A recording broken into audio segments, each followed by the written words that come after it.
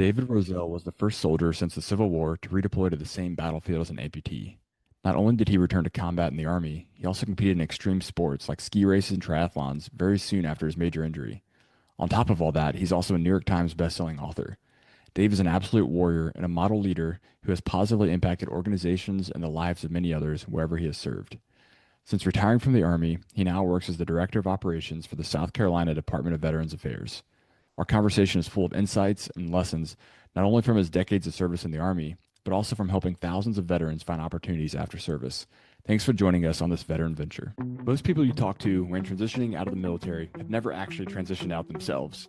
You're probably getting a bunch of opinions from people who plan on staying in until retirement and have no idea how to actually show empathy for your situation. This podcast is about providing fresh perspectives and a front row seat for conversations with successful veterans doing big things after leaving the military.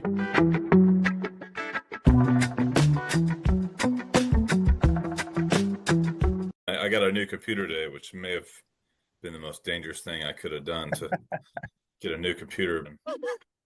That's required for work, apparently. I might go to Wheel of Fortune because of the letters that are removed from my keyboard. I know what the most used letters are now in the English language, so I think I may have a chance. Yeah, but I'm also being recorded, so it may not be as funny on this one. So we'll see. Only a moderate filter. Yeah.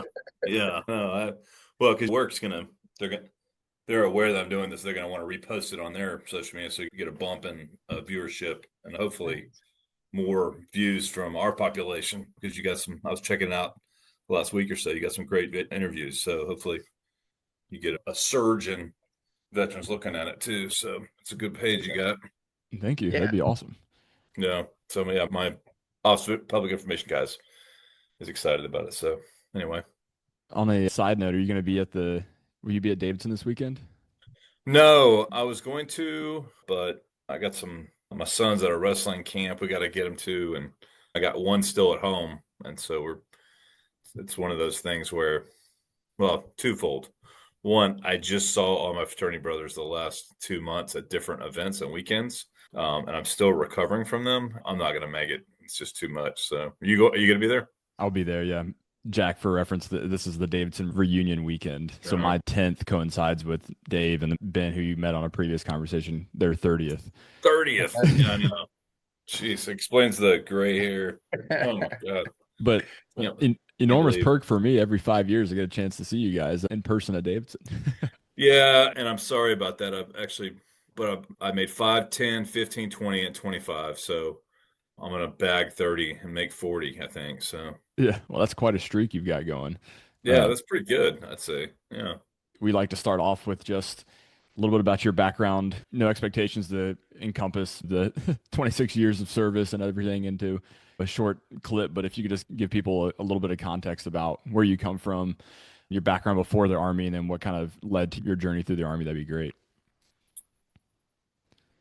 So another Army guy, I know she got a lot of Army guys, so I do speak joint, but now that I'm in this job, but yeah, obviously Army stuff on my wall, so I haven't fallen too far from the Army tree. But yeah, I grew up in a family that really valued service. My father believes that you shouldn't have the right to vote unless you've served in the military. So he's kind of got that old Spartan kind of mentality, and his father before him, and I mean, there's on both sides pretty good military lineage. In fact, my wife's family is even more so, but her grandfather, amazing guy, I got to meet him before he died, but got a Purple Heart storming Normandy with the Rangers, and then was pulled with a collapsed lung, went and fought the Battle of the Bulge with one lung and got a second Purple Heart. So both my wife and my families have a pretty rich military heritage, goes back to World War I and beyond in some cases. So the desire to serve came out of just my obligation that I had, that to kind of earn my place in the world, if you will. But then, as you've talked to other Davidson folks, I also studied English literature with a focus on poetry in college. So I really needed a job when I got out of college. So the Army did work out in that sense. I was an Army ROTC kid, had a great time, had a great program, and commissioned into Armor Branch, and had planned on doing like everybody else back in the 95, 96 time frame when I commissioned was just to do 4 years and then go back to Texas and work at TI or IBM or something. And Motorola had just opened in those days. Probably would have been a good decision for me to go do that because all my friends that did that moved to San Francisco or Japan and then are now back in Austin in big mansions on the lake that's no longer there because they sucked it dry. But I decided to stay in the Army. My turning point for me was 911. I was a young captain, just gotten back from Korea where I'd been a war planner and doing cool operations over there. And then I got to Fort Carson, Colorado, reported into a cavalry regiment, which is super cool for an armor and cav guy. And then the World Trade Center events happened, and then it game on, right? And then the next 20 years of my life was dedicated to war fighting, preparing to war fight, recovering from war fighting, and then repeating cycles again and again. Even when I would go do like a Pentagon assignment, it was in preparation for the next job. And then I would go back and pay my dues to warfight. And they'd say, oh, yeah, okay, you've been living soft in Alexandria, Virginia. Let's get you back in the fight. I mean, that was just kind of the mentality for the last 20 years. So we're talking about transitioning veterans. I then, as a colonel, decided to go out on my own at my own choice. They offered me some great jobs around the Army. When you make colonel, there's an unbelievable amount of jobs around the world that you can go do. But I said, you know what? I'd been over training the Afghan National Security Forces in Afghanistan for a year as a baby colonel. And after doing that for a year, I was like, it's time. I need to spend some time with my family. I still had a freshman in high school that was becoming a sophomore, and then one in junior high and one in elementary school. And was like, 27 years is going to be enough. So came back to Army, let me do a soft landing here in South Carolina. And I got a great job at Fort Jackson. I actually worked for the two-star general up in Virginia and oversaw training, standardization, those kind of things at Fort Jackson, which was great, a great duty. And it's a great way to kind of let out, especially since I retired during COVID, which was crazy, as you can imagine. So I didn't have a ceremony. I had to wear a mask, go in and get my paperwork from the little lady at the desk, and then get back in my car and not talk to anybody. And that was my retirement. So really a unique experience after a pretty amazing ride, if I do say so myself. Yeah, 26 years and you leave with a mask on and no goodbyes. That's an And odd way to go out. flag in a box and a signed declaration from the president. I mean, that's pretty soft way to go. And I did leave out a few details. Back in 2003, I did get injured by a landmine and lose my right leg below the knee. And during that healing process, within a year and a half, I was back in country as the first amputee to return to combat in Iraq since the Civil War. So certainly some unique things occurred in between there. Also, as part of my recovery, when I was stationed at the Pentagon, I didn't want to look soft. So I went and trained and competed in Ironman and won my division at Ironman. So I'm never been an underachiever, you could say. So certainly transition in itself was kind of an Ironman doing it, if you will, during COVID. So lots of lessons learned, of course. Well, in some context here, Dave wrote an awesome book following all these events took place. When was it published? Was it 2007? Yeah, I published it in, no, it was in 2005. Yeah, I was Okay. back in my second command at So that point. Yeah. yeah, New York Times bestseller. That's what I'm pretty happy about. yeah, no, it's awesome. When I was going to Davidson, becoming an RTC cadet myself, that was one of our required reading assignments. And of course, I had no context on you or anything else. And so I read the book, thought it was great. And then here I am, what is it?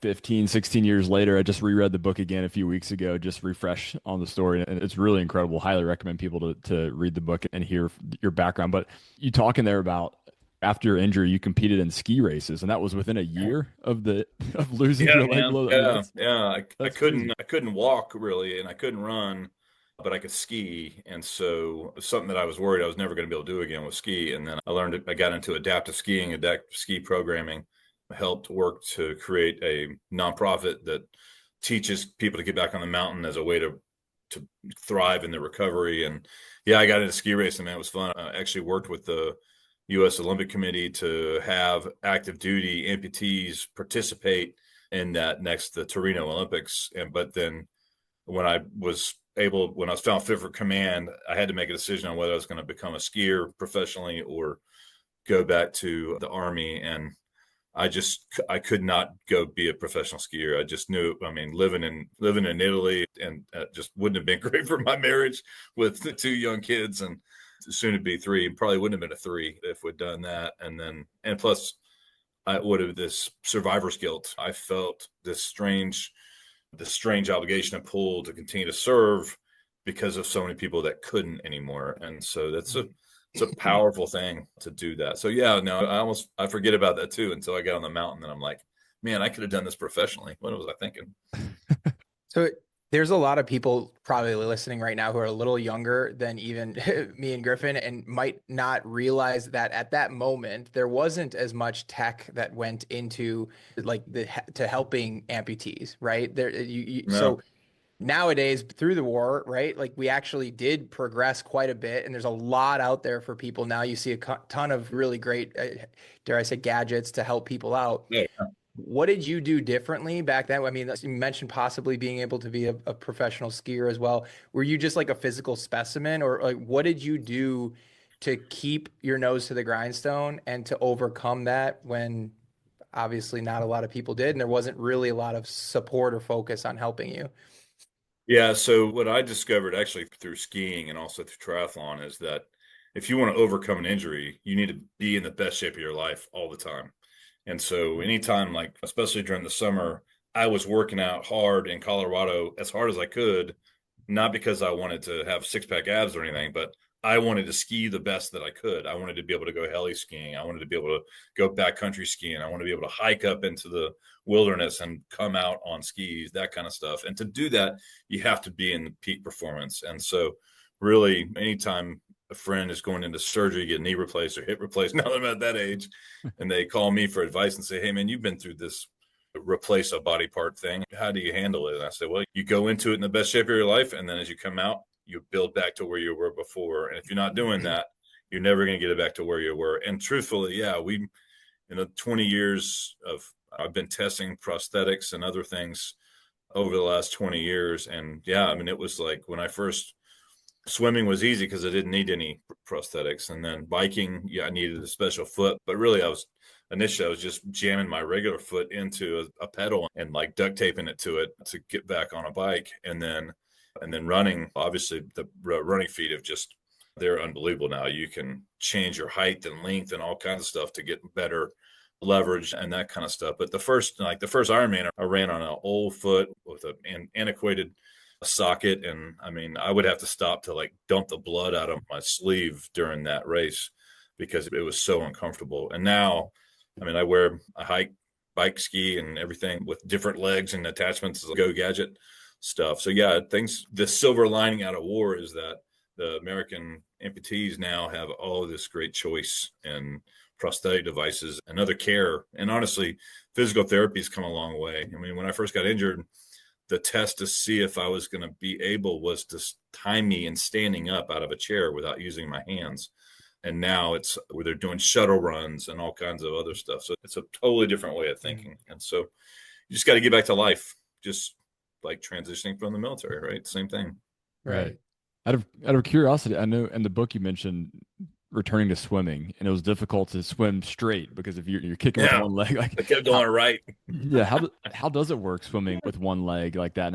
And I know you were doing the mono ski or whatever it was called, the single ski as well. Yeah. I'm just curious, how do those work? I'm sure you've had the ultimate transition here, so I'm curious how you adapted to those. Yeah, well, swimming, you have to sight more often, especially when I'm out in the ocean by myself and there's less to sight on. I think the craziest thing I ever swam was I swam from Alcatraz, the Rock, Oh yeah. back into San Francisco. And when you're swimming, there's rivers of water going different directions as you're going. So you think you're going straight, but it's like an airplane. You're shifting right 100 meters or a mile, and then you shift back, and you have to learn to sight. And so it's the hardest thing to do, especially in that low vis water, and you're swimming and you have to continuously adjust one way. But to be honest with you, I just stopped swinging my legs. I just gradually move my legs. But if I kick hard with my left foot, it's going to pull me right no matter what I do. And ski is just a snowboard, just skinnier. So you use the whole ski and you have to learn to work it just one at a time. And honestly, to learn to ski 3-tracking, meaning you're only skiing on one leg and you have these other little things that just are balancing you because you don't actually use your hands. It's like having a tail. But once you learn to ski on one ski perfectly, when you put two on, you can apply that lesson to both of them, and it makes you a better skier. So something the ski racers do. They'll go down the mountain on one ski a lot just to feel the mountain on one ski, to know how they need to put both skis in. Otherwise you cheat. You can't just have your weight in your downhill ski or you'll slow down. Got to go fast. This is less of a transition question, more of a leadership question, but how did you take like losing your limb and having that as a driving factor for the rest of your time in the military and in combat, and even when you weren't in combat, how did you communicate that with people who might not have had that experience? Maybe they were younger, or maybe they weren't taking it as seriously as you did. How did you get them to understand why you cared about stuff so much and get them to your level? Well, I think that my favorite was unit runs, right? I mean, unit runs, you got your commander out front with running with the guide on. And that was always the moment for me, because whenever, especially in battalion command, when I would run down and finish the run and I would walk back around in front of my troops, there would always be one or two soldiers that were new, and they would literally have this look like, oh my God, that guy's missing a leg, right? And they just totally had missed it because they see me in the motor pool, they see me all over the place. But then struck them, that guy that just smoked them has one leg. The other is, I don't have it in this office because I don't want to intimidate people, but I always carry with me from unit to unit the rim of my wheel from the Humvee where the landmine struck. And I always place it on the edge of my desk. And then when people would come in and complain to me about how they're feeling sorry for themselves about this and this, I would literally just lean back and kick my legs up on that rim and just smile at them. And then they eventually would just stop talking and be like, you know what, sir, I don't really have anything to talk about. I think I should go now. I'm like, yeah, I think you should go now too. I mean, that's kind of aggressive leadership. I can't do it in the civilian world, but certainly you have to kind of place your concerns that you're trying to take to your leadership and put it into how they're going to see that problem, for instance. And so as a leader in this organization, even I try to be sympathetic and or empathetic, but sometimes it's very difficult for me because we've got it pretty good, man. I mean, like, we're taking care of other people that have problems. Like, it's really just listen to people and helping them go the direction they need or hear what they need to hear often. So I don't have the tire rim in here. I'd show it to you if I did, but I think it would be frowned upon by HR. So I don't have it in here. Leads to some hyper efficiency for every organization you participate in. That's awesome. Used to. Yeah. Used to.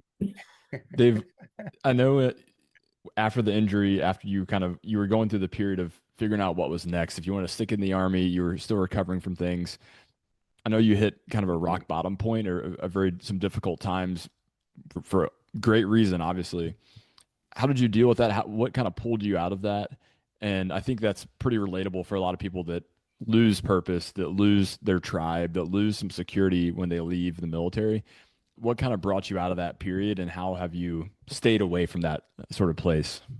Well, it's funny you asked that. I mean, there was obviously the time when I realized that I'd never be myself again, right? And then I had to become this new person. And that's why I worked so hard to do all this crazy athletics, is I was constantly trying to prove to myself and to the Army that I was capable to continue to lead and to perform, and that I could still beat all the lieutenants in a PT test and all those kind of things that you do to show off. But when I was struggling with some addiction problems and those kind of things, I mean, you really do have to get to a point where you see yourself and you're like, what are my kids going to think of me right now? I mean, what if this is my end? They're going to have zero pride in me. And to be honest with you, the units and all the people that I was able to continue to lead in the future depended on my ability to make my children proud.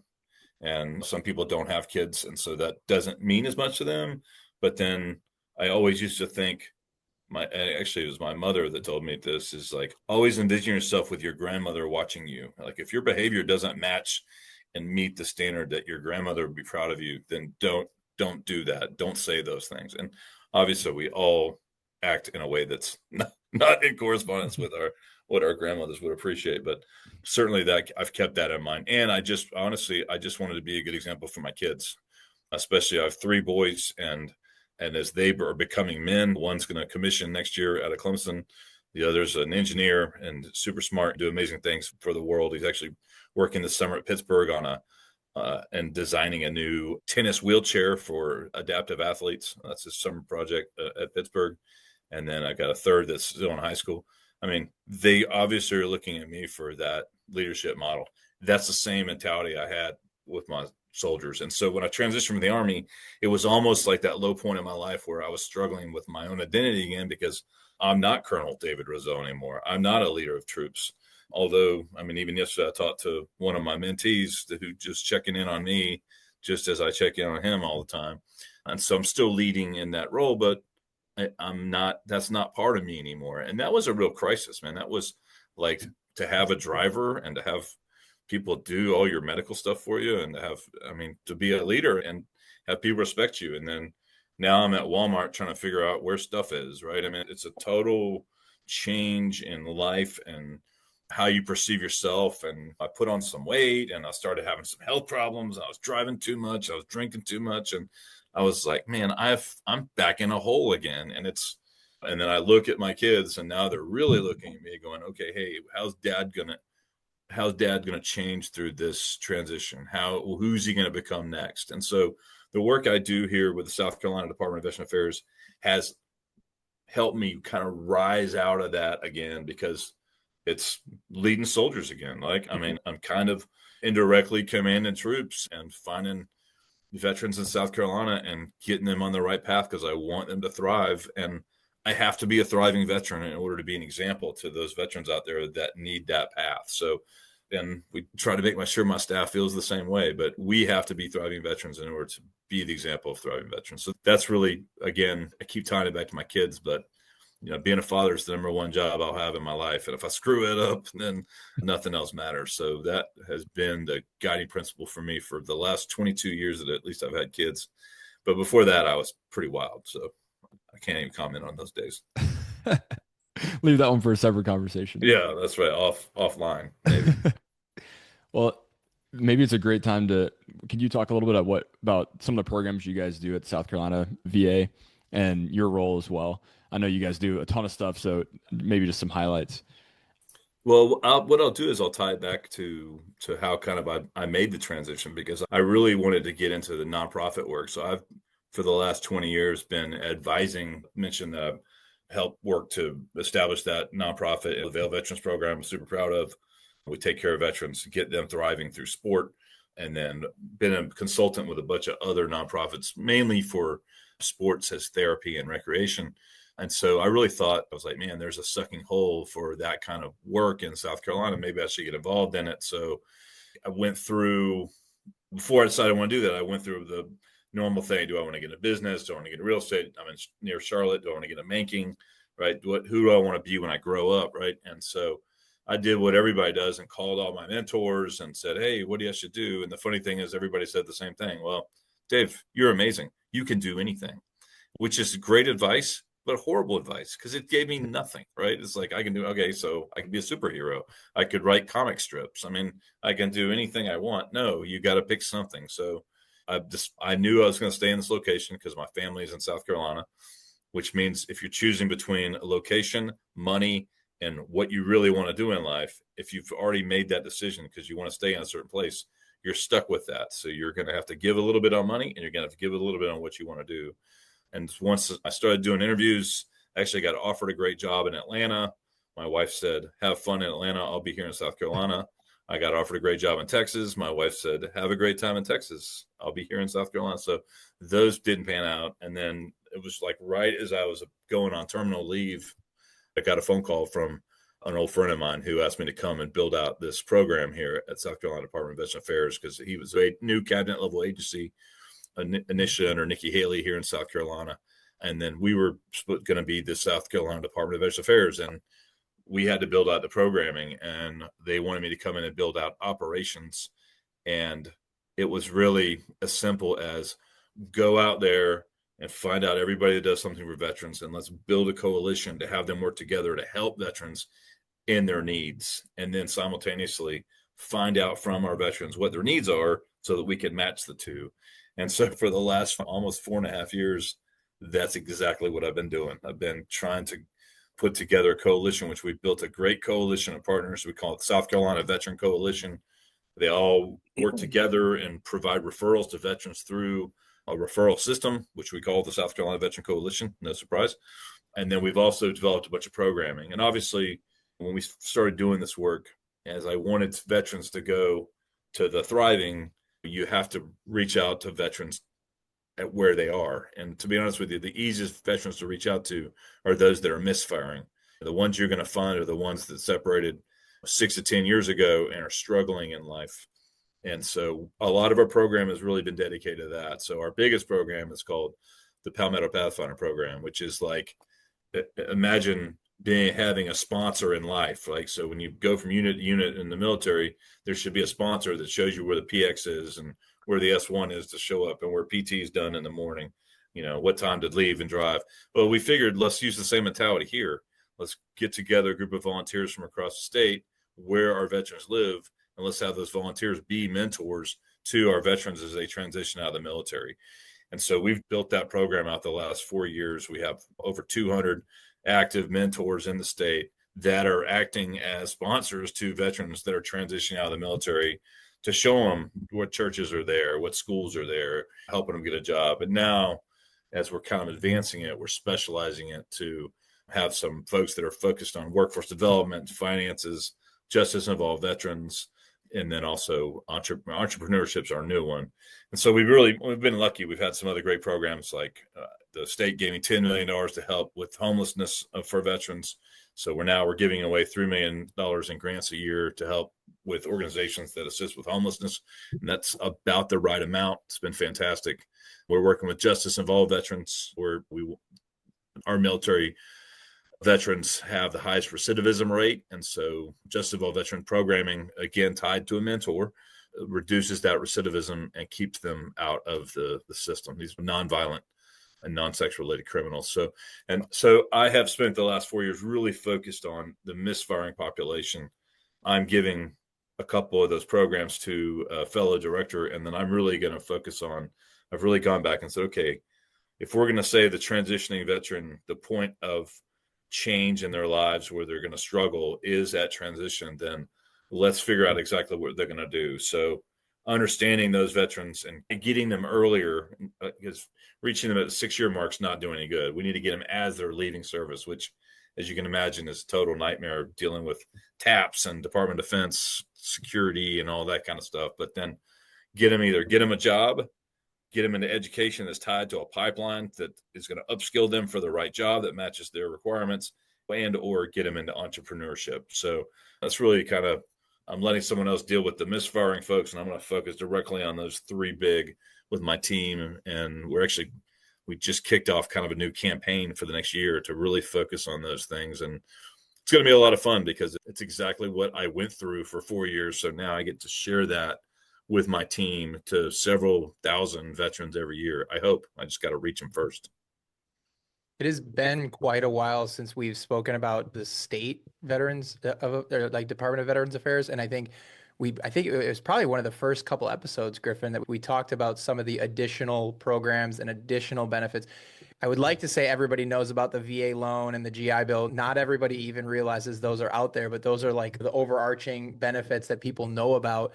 But we really want people to understand that every state has something going on to help veterans. And what you're doing is exactly what we're talking about. And it is more minutely focused on specific individuals. I think really the states have that ability to reach down and have an impact on an individual veteran who might be struggling. So it's great to hear that you're doing that. And I think the key takeaway for our transitioning service members is, even if you're not going to South Carolina, every state has something like this. It might not be as robust but reach out, go to your state Veterans of Affairs website and figure out what is out there and what they have to be able to assist with the transition. It's going to be great. Every state and territory, to include Virgin Islands, America's Samoa. Everybody has a director for Veterans Affairs at the state or territory level. And in those states, every single county has a representative of some sort or another. And so there's county benefits. That's really where you look at, are you paying taxes? Do you meet the threshold of disability where you don't have to pay taxes? You get reduced taxes. You get a free fishing license. I mean, all those kind of things are done at state and county level. And that's actually one of the things we're building out this year that we'll be launching in September is I'm calling it the South Carolina Virtual Transition Assistance Program, where it's a website that you go to, which you can drill down in your county that tells you everything, the mean income, the housing rates, the schools and how they rate, if they're Purple Star schools or not, right? So as you transition, where the military installations are, where VA hospitals are, where clinics are, I mean, all that stuff is going to be a one-stop shop. So we really want to bring people to South Carolina because South Carolina is such a military-friendly state. I mean, almost 8% of the population are veterans, which means we are estimating that about 20% of the population is somehow veteran related, whether spouses, family members, moms, dads, sisters, children. I mean, it's almost 20% of the state is in some way related to military. That's pretty cool and very friendly. From the governor on down, it's a very veteran friendly state. And we just 2 years ago got the income tax taken off of retirement, which made me and other veterans that retired very happy. But also there's a huge job market here. I mean, we got beaches, we got mountains, and there's great places to work in between those two places. So yeah, I'm a proud Texan who calls South Carolina home. So it's a weird thing to say. That is saying something for sure. Yeah, right. And you don't hear Texans talk about other places with gratitude, but I'm in the right place. I mean, to be honest with you, I just went back to Texas and went and drove through my old neighborhood and went and looked at where my wife and I thought we might want to move to. But Lake Travis is dry. Jacob's Well out in Derby Springs, dry. I mean, there's no water. Everybody, all of California moved to Texas and sucked the rivers dry. So I came back home last weekend and we went to the lake to go fishing because I just wanted to see water. And South Carolina's got it. We're green, we're beautiful, we're lush. Crops are growing. I mean, this is a great place to live. Got peaches are in season right now, as a matter of fact. We just came out of strawberry season up at Fort Mill. We had the strawberry festival, was great. And then now it's peach season, which is my favorite season because they grow right in our neighborhoods. It's amazing. That's incredible. Yeah, most Texans, when you mention South Carolina, they might ask you, is that in the hill country outside of Austin or so? Yeah, they're confused. Yeah. Is that part of our nation? I'm That's confused. right. Yeah. And I'm one of those guys. I have to admit, I should have worn a cowboy hat today just to prove it. But anyway, yeah, check out your states, please. Yeah, I've always wished there was a one-stop shop where you could go and see this is the amount that you could deduct from your property taxes. This is the location of this is the point of contact Right. for the local veteran affairs. I've always wished there was that. So that's incredible that you guys are putting that together and building something Yeah. so special for South And the Carolina. state house paid for it. Our boss, the governor, and our representatives, they listened and they keep asking us, what else do veterans need? And we hopefully are delivering that with these kind of services. So we'll see. On September 4th, it's going live, so you'll be able to check it out. And are you familiar? I think Governor Glenn Youngkin in Virginia did something similar. Maybe they started something similar with the Virginia Veteran Affairs. I was born and raised in Virginia, so I know that something like that is in work there. So I think a number of states are working on this sort of thing, which is incredible.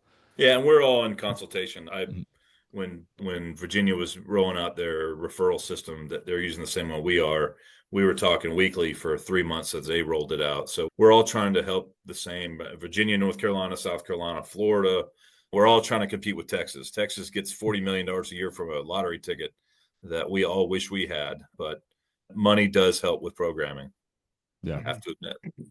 And Texas has a huge population as well of not just huge population, but a huge veteran population. Yeah. I feel like every other person you meet in the military is from Texas. Yeah. Yeah. Yeah. But they've got a great model, and we meet at the national level a couple times a year, share best practices and those kind of things. So I'm very close with different states. I mean, everybody's rowing hard to make it better for veterans. And the truth is, it takes events like this to get the word out. I mean, we know there's about 5,000 veterans that separate in South Carolina every year, and we only keep about half of them. So half of them go back home. But a lot of folks come here, they've moved to Charleston because they're in the Navy or Marines in Beaufort, right? They come and they fall in love with South Carolina. They never want to leave because they are part of this. we'd love for all of them to stay because we've got the jobs for them. I mean, there's so much manufacturing here, other things that you can do, but obviously manufacturing is big here in South Carolina, and we would love to have them all stay because we've got the jobs for them. And so we want to create the opportunity for them to at least be aware that what they can have here, because sometimes, I mean, for anybody that's thinking about just going home because they feel like they have to go home, that's not necessarily the right thing to do. A lot of people get stuck at home. You need to go where there's work and there where your heart wants to be. You need to choose, you need to do that assessment. And I feel like veterans, honestly, are doing it too late. Like they're in TAP, they're in transition assistance program. They're months from being away, and they've already filled out their DD 214 and their final move paperwork to send them back to where they came from without putting any thought into what am I going to do back in Detroit, or what am I going to do back in Phoenix, right? You shouldn't go home and land and then go, okay, I'm going to figure out what I'm doing. You should actually figure it out about 2 years ahead of time and have a plan. And honestly, by my wife and I doing that almost 2 years out from transition, it made our transition so much easier. We already owned a house where we wanted to move, where we wanted to live. Everything was already set. Our kids were already in schools. We weren't fighting through all that stuff. And then all of a sudden, all my benefits started kicking in. And I was like, man, that was pretty easy. And then it was the other stuff that was hard. I mean, so make your transition as easy as possible because it's going to be hard. And if you let it be hard, it'll kick your butt. But honestly, I think the good news is that out there, no matter where you go, obviously I'm bragging on South Carolina right now, but anywhere you go in the nation right now, manufacturing especially wants to hire veterans, show up as leaders, right? And there's kind of the Syracuse just did a great report on their research and analytics on employment and the kind of the new model of veterans going into the workforce. And really we show up with a set of skills that no one else has because we can be trained, right? We're already trained on leadership. You don't have to send us to school to learn it. They show up with it. Even a guy that may have only been an E4, he might have been a squad leader already, right? He knows how to lead a team. He knows how to do inspections. He knows how to do risk assessments. He understands safety in the job place, right? Some very simple stuff. And with some small upskilling, that young person, with some education, whether it's a technical school or other, can literally do anything for your organization. And so and I think that the workforce has caught on to it, right? The leaders, but then the HR hasn't. So one of the things we're doing as an organization is I'm going in and training HR people on, hey, because veterans right now there's this trend, especially on LinkedIn, of like fix your LinkedIn profile so all your military jobs match civilian titles. But that just confuses people because they don't understand. So wait a minute, you were a manager in the Army? I don't understand this. So instead, what I want to do is I want to go in and train HR professionals, especially at places that you would expect they would already have that mindset, like big manufacturing for defense. But the HR people are just HR people. They don't know. So that training them on what a joint transcript is and training them on how to read a DD 214, training them on how to read a military resume. So instead of putting the burden on the veteran that's trying to transition, has no idea what he's going to do next, let's train our HR people that say they want to hire veterans so that they know how to read a resume for a veteran that's getting out of service. So we're trying that in South Carolina. I'll let you know in a year how that goes, though, because it might be tougher than I think. There's a couple of really great points that you made. And did this, was it a Scout? The Scout trucks? Motors, yeah. Didn't they just move into South Blythewood, Carolina? about 20 miles north of me right here. Yeah. Yeah. To your point, it seems like South Carolina really is growing and expanding with the manufacturing. Another point you made is that we completely agree with is start the process early. But I think a lot of young soldiers who are transitioning and maybe even people who are just a little wet behind the ears and ready to go at that 2 year mark, they might be, hey, I'm thinking about transitioning out. Let me apply for a job. And then they get told like, oh, you can't apply for this job. We're hiring now. We need to. So what would your advice be to somebody who's ready to help assist with their transition, maybe that 2 year mark, instead of just reaching out and applying for a job? What should they do? So it's not just the young soldiers do that, because I have to admit, I applied for a great job and got it. And then they said, okay, can you start in April? I said, oh no, I'm not available till next year, but you can wait on me, right? And they literally laughed because it was over a Zoom call when they made me the offer. We didn't even talk money yet. So I did it too. I mean, you're guilty of it. And Yep. I've had a few, I've hired over 50 people here. And through that process, there've been a few vets that I wanted to hire. And I said, when can you get here? And they're like, oh, I can get here this time next year. And I'll laugh and say, yeah, I fell for that trick too, but I need you like now. But I think one of the most valuable programs out there is the Skills Bridge program. And it takes going to your commander to have him and her give you the time off. But the DoD Skills Bridge program are excellent. They are without a doubt excellent. Another great partner of ours is America Corporate Partnerships, ACP out of New York. They do a program where they align you with a mentor tied to what industry you want to get into, and that kind of guides you through the process through interviewing and everything else, right? And so there's, I mean, like, I feel like these things didn't exist 20 years ago. I feel like they've grown. This industry has grown around us over the last 20 years of us being at war, because people really do want to hire veterans. But I think the sooner you can at least understand what you want to do, the better. And so an internship, a DoD Skills Bridge or something similar is a great option. It doesn't mean that you're going to get hired by that company necessarily, but at least gives you some exposure. I know a lot of people that have gone to work for AWS and they get hired. They love it. I mean, they get in there and they're like, I think Ben Ballsy, when he was on the podcast, he talked about like getting that first job and understand the culture of the organization, right? And that's the key. I mean, for me, it was coming to work for the Department of Veterans Affairs. It's a bunch of veterans, so I'm in hog heaven, right? My deputy's a retired command sergeant major. I've got a bunch of other leaders that work for me, and we all speak the same language, and we have to turn it on and off at different times. And there are other organizations like that. I mean, I think that like Lockheed Martin is up in Spartanburg. They got the contract to do the refurbishment for all the F-16s. They called me a couple of years ago and said, hey, we need a bunch of guys that know how to do maintenance on F-16s. It's like, well, we've got the Air National Guard here in South Carolina. Let's recruit them, right? I mean, you really should find something that is in your wheelhouse, at least to start out with, and then you can go off from there. Or like we talked about, education. What the sad conversation I have with a lot of veterans is that they went to Clemson or University of South Carolina or Coastal Carolina or College Charleston and just studied the humanities because they weren't sure what to study. They're like, well, I'll just go knock out some electives. Man, I would not set a foot on campus without knowing what I was going to get my education for. It should be upskilling you for the job you want to have next. Right. And there's great mentors at colleges and universities around the nation that can provide that for you. Just like there's county offices in every county in the nation, there's also military and veteran engagement offices at most universities where you can call and talk to a veteran to say, hey, what programs are specific for this MOS, military occupational skill? And they'll kind of guide you on after they look at your transcript to see how much credit they can give you for this. And hey, you can knock out this in 2 years and you can go be a nurse, or you can be a medical tech, or you can go work in this industry, right? I mean, those things are out there. And unfortunately, what happens is somebody will say, well, I really want to go to, let's just say Clemson. They get to Clemson, then they find out about that program. Like, oh man, I would have totally changed the way I signed up for everything if I'd known, or I would have started on time and not showed up in December, because now I have 6 months to kill before I get into anything that's important. I mean, I would say to the transition veterans out there, let people that have gone through it, that are out there to guide you on. There are pathfinders out there for a reason.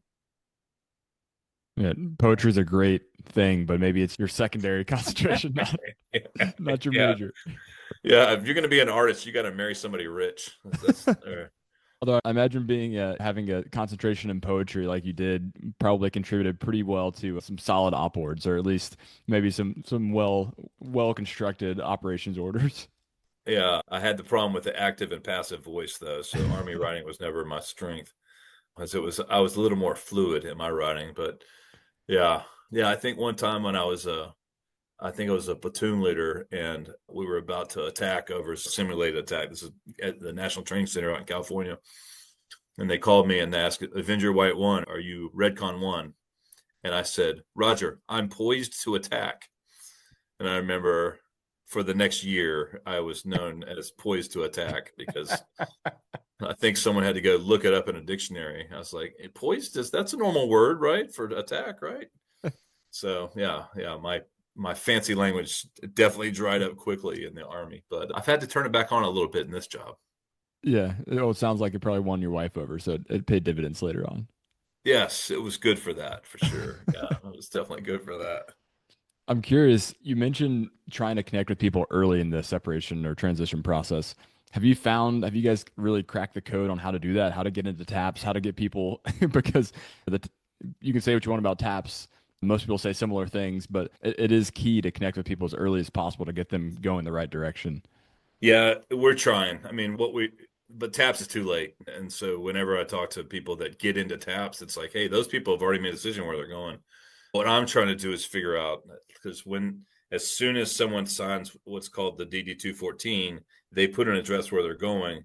As soon as I have that information, I can then contact them. The problem is the Department of Defense holds that until after they've gone to where they're going. So what we're trying to do is find a way through good relationship building and also through hopefully law is to change that. And this is for every state in the nation. We need that information earlier so we can contact the veteran. Because I would have loved for South Carolina Department of Veteran Affairs, even though it didn't exist then, but an organization like that, or even my county to say, hey, we see that you're moving to South Carolina. We want to talk to you about the tax situation you're going to have when you're here, what it's going to be like buying a home, things you need to know ahead of time. And so we think that we can get over the hump on that and potentially reach people earlier, but you've got to reach them a year before they go. So but it could be also be on the veteran. I mean, so veterans should be reaching out to their county that they think they're going to move to and say, hey, I'm moving there. What should I know as a transitioning service member as I move in your county? And then theoretically, they could connect you through the South Carolina Veteran Coalition, assign you with a pathfinder, and now you have a mentor that's guiding you on. And then I could also find out what you're interested in and get you connected with the school you want to go to, get you connected with the job that you're interested in getting into, find out what education you need to get that right job. I mean, there's all these programs, but if you don't contact us, and it's backwards. My boss and I were just talking about today, it's got to be in the reverse. We should be able to contact them and say, hey, come to us, instead of them blind stumbling around in their transition trying to find help, and then they just happen to find us. We got to fix it. Exactly. And there's so many organizations out there to sift through. But if you just go to the source, if you go to the aggregator of all of those, i.e., the local VA or national VA, then they can point you to the correct ones rather than wading through the. If you go to scdva.sc.gov and you want to stay in South Carolina, so far we think we've given you everything you need to know. And then in September, we'll have that virtual transition assistance site, which will be linked off of that one, which then you can drill down into each county and see everything you need to know. So I think it's going to be great. We'll see. We'll see.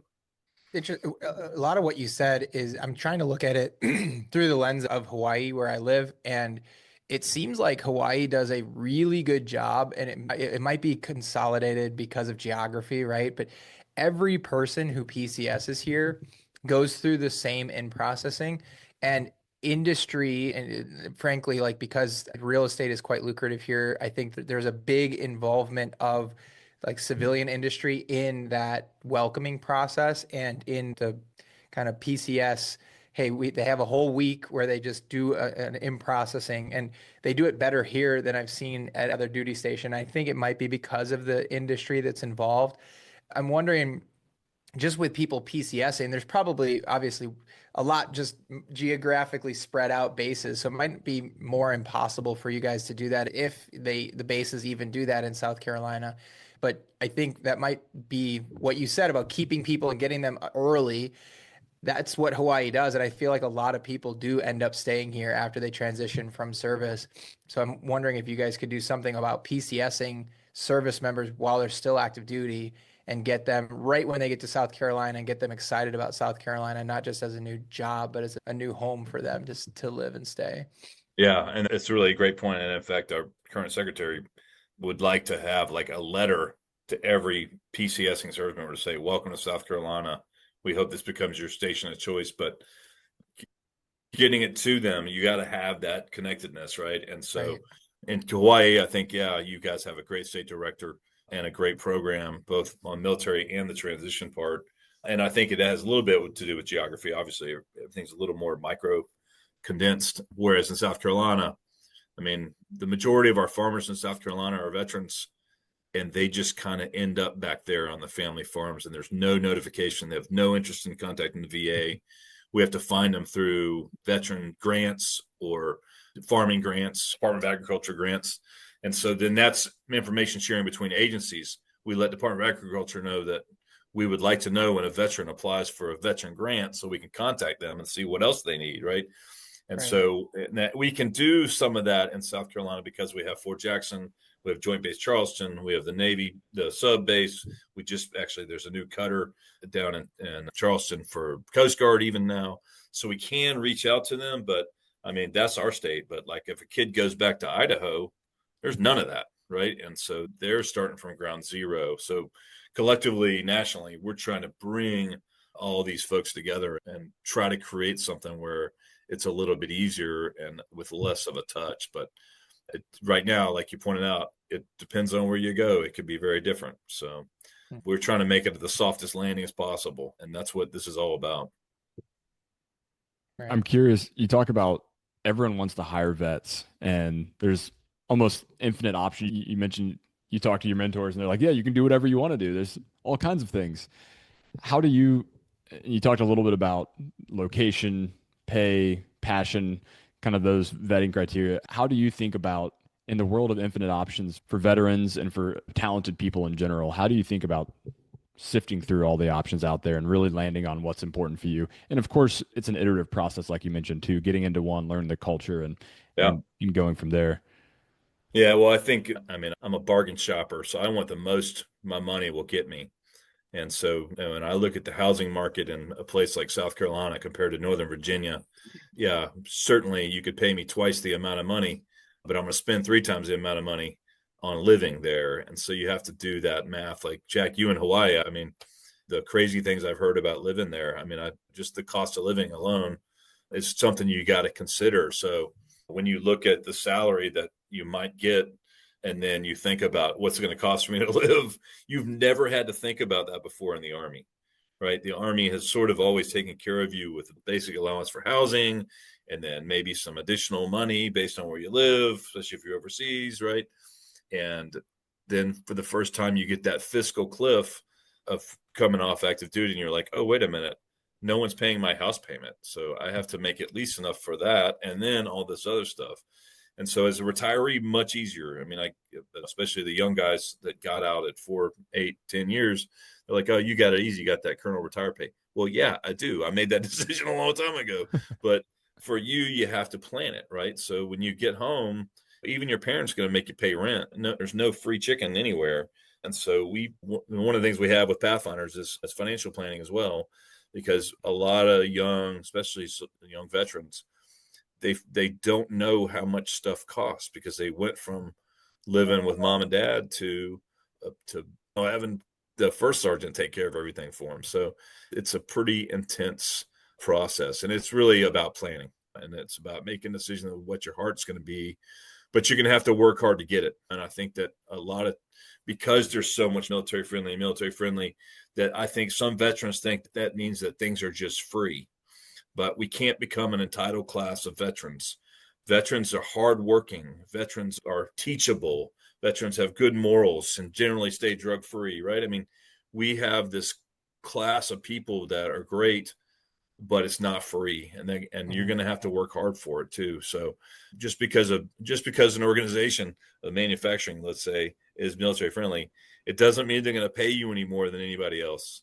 And they're also going to expect you to show up to work on time, and they're going to expect you to work hard, right? And so you got to figure that in too. Like Jack, you mentioned Scout Motors. Scout Motors is looking for talented leaders to come and build this place up the road from us, but they want people to show up and work hard. It's not, they don't want people to come up and sit around a coffee pot and tell great war stories. They want people to be on the line leading teams. So if you're transitioning, you're going into manufacturing, you better strap it on because they want you to work for real. And not everybody can be a consultant, right? You got to actually do some work at some point.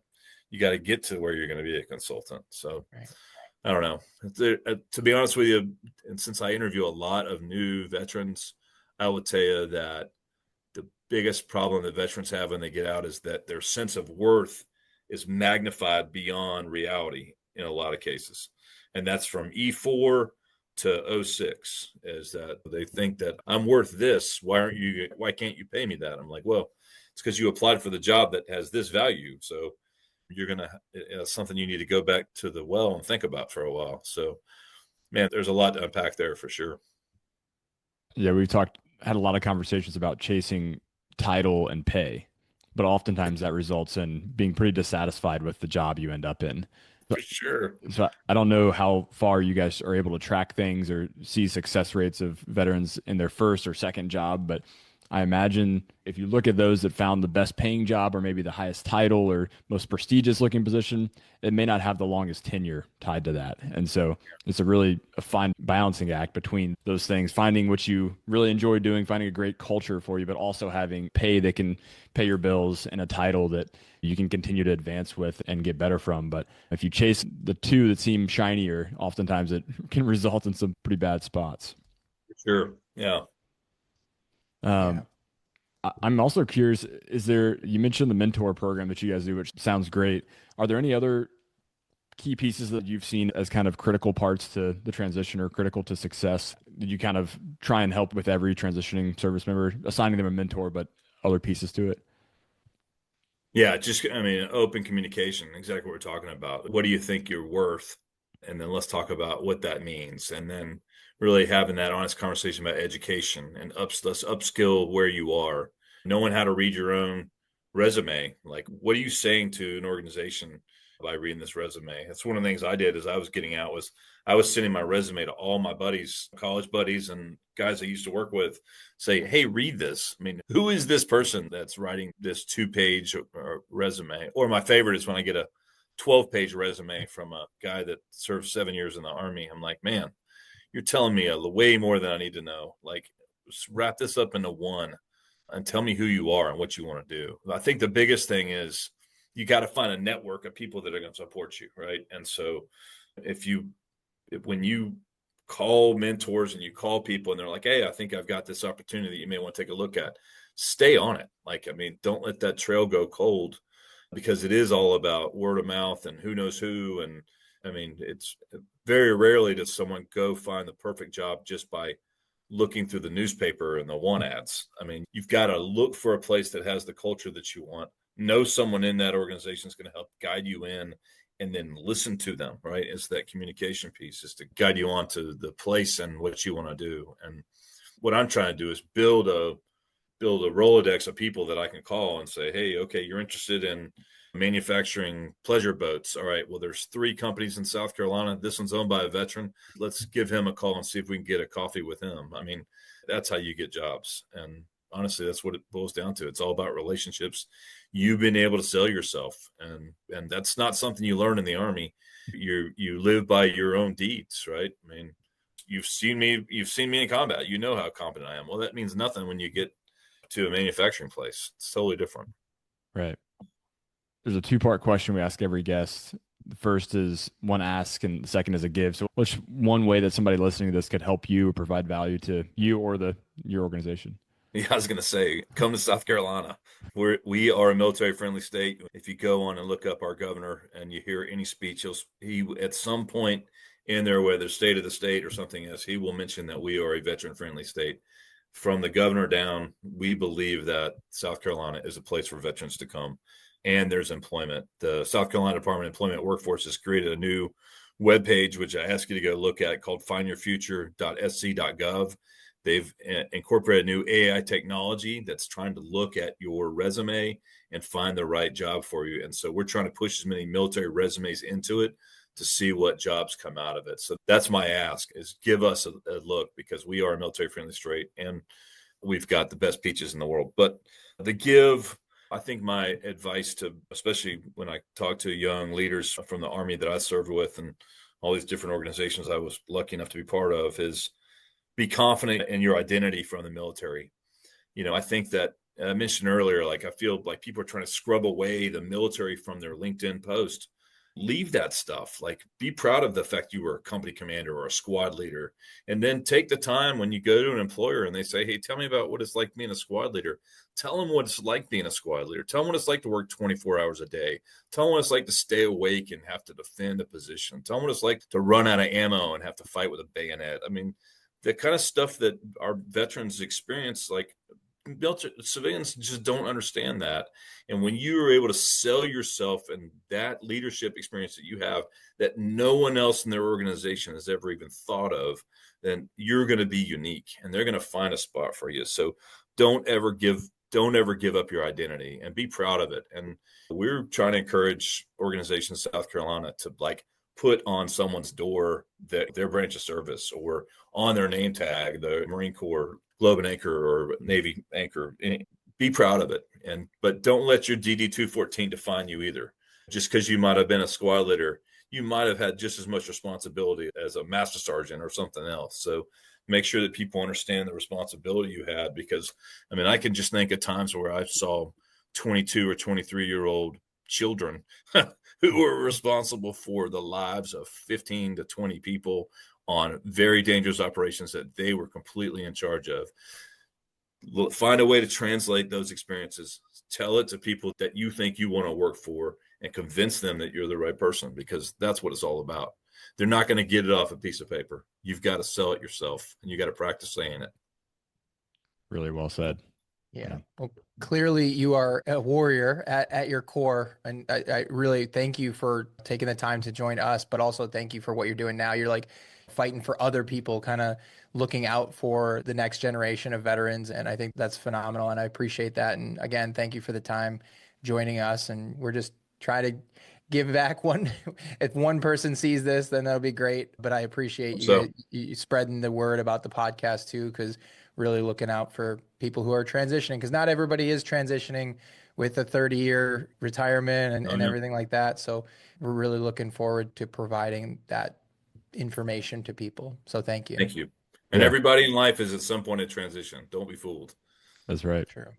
Well, Dave, this has been great. And Jack, Dave came to one of our company offsites, and he kind of gave some of his leadership lessons, but one of them was leaders must lead by doing it themselves. Leading by example is the only way. And Dave, I can't think of someone who embodies that more than you do, doing it, leading by example, both in the uniform, out of the uniform, on the ski slope, wherever you find yourself, you're leading by example and really bringing others along and building them up. So thank you for what you do. This has really been a pleasure having this conversation. Appreciate it, brother. Thanks for listening to this episode of the Veteran Ventures podcast. If you heard something interesting or found the show to be helpful, send it to a friend who is transitioning out of the military or considering a transition. We'd also really appreciate if you left a rating and review of the show. That helps us reach more people with these amazing stories of successful veterans. We'll catch you next time on the Veteran Ventures podcast. And until then, go do the thing. Make that decision, have that conversation, and go find your next mission.